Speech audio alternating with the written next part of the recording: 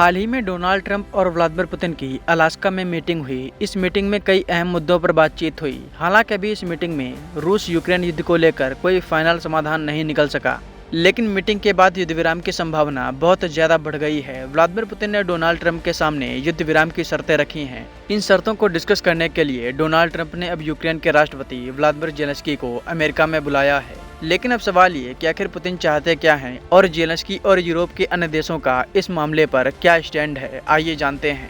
Video शुरू करने से पहले आपको बता दें कि फेक न्यूज़ के ज़माने में सतर्क रहिए और सही और सटीक खबरों को देखने के लिए आप अपने फ़ोन में दैनिक जागरण ऐप को इंस्टॉल कीजिए। यहाँ आपको सही और सटीक खबरें मिलेंगी। इसके साथ ही आप दैनिक जागरण के इस पेज को भी लाइक और सब्सक्राइब करें। चलिए वापस अपने टॉपिक पर आते हैं। 3 साल से चल रहे रूस यूक्रेन युद्ध में रूसी सेना ने यूक्रेन के एक बड़े हिस्से पर कब्जा कर लिया है।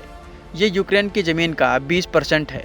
पुतिन का कहना है कि वो किसी भी कीमत पर यूक्रेन को जीती हुई ज़मीन नहीं देंगे। यही वजह है कि दोनों देशों में सीज़फायर पर सहमति नहीं बन रही है। जानकारी के अनुसार ट्रंप भी पुतिन के समर्थन में उतर आए हैं।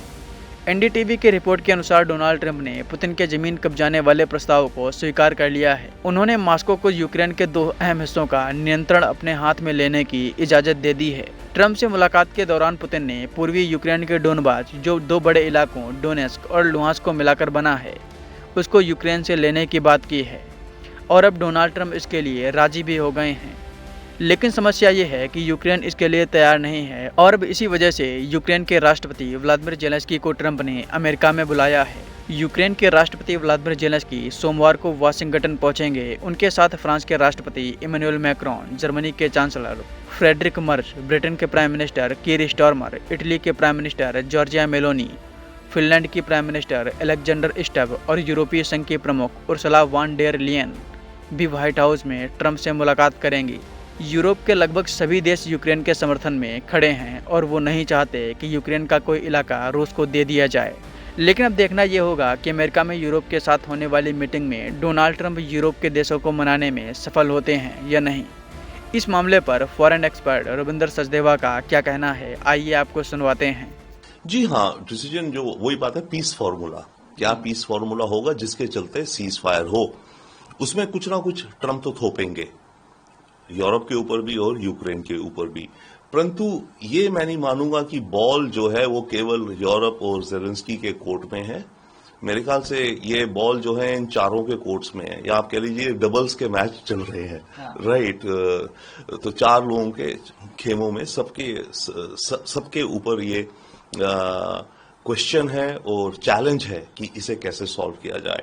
हाँ, ये कहा जाएगा और कहा जा भी रहा है मेरे ख्याल से, और कुछ हद तक माना भी जा सकता है कि पुतिन ने ट्रंप को मैनिपुलेट किया, जो कि यूरोप कहता है। यूरोप को ये डर है कि पुतिन अमेरिका और नेटो के बीच में दरारें पैदा करता है अपनी स्कीम से, और वो कुछ हद तक है भी, क्योंकि पुतिन ने अपनी जो प्रेस स्टेटमेंट है उसने कहा कि हम और ट्रंप मिले, आगे कदम उठाए जाएंगे, पर मैं ये वार्न करता हूं जेलेंस्की को और यूरोप को कि इस डिस्कशन, ये जो वार्ता चल रही है, इसको सैबोटाज ना करें।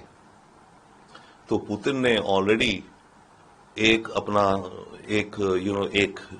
चाल चल दी है अमेरिका और रशिया के बीच में दरारें बढ़ाने की। अब देखना है आगे कि यूरोप कैसे रिएक्ट करता है। मेरे विचार से इस समय सबसे परेशान और अनहैप्पी जो है वो यूरोप है। ऑफ कोर्स जेलेंस्की सबसे अनहैप्पी है, यूरोप भी बहुत अनहैप्पी है। अमेरिका और रशिया आई थिंक मोर और लेस रशिया सबसे खुश है, अमेरिका को है ओके मैंने अपना करा। एक और चीज है, जब ये मीटिंग थी तो इसमें जब ये दोनों देश गए हैं ट्रंप और पुतिन, ये केवल यूक्रेन के बारे में नहीं थी। ये मीटिंग पहले थी रशिया और अमेरिका के रिश्तों के बारे में कि उनको कैसे रीसेट करें। रशिया का वो एम था और ट्रंप का भी एम था कि रशिया के साथ क्या बिजनेस करा जा सकता है, मिनरल्स हैं, ऑयल है, आर्कटिक में क्या एक्सप्लोरेशन करें, स्पेस कोऑपरेशन, ये वो सारे मुद्दे। बता दें कि जिस इलाके को रूस यूक्रेन से मांग रहा है उस इलाके के अंतर्गत डोनेस्क और लुहांस्क भी आता है। वहां पर कोयला और कई प्रकार के खनिजों के भंडार हैं। इतना ही नहीं, इस इलाके में यूक्रेन के मारियोपोल, लुहांस्क और बखमुत जैसे कई बड़े शहर आते हैं जो अब रूस के पास जा सकते हैं।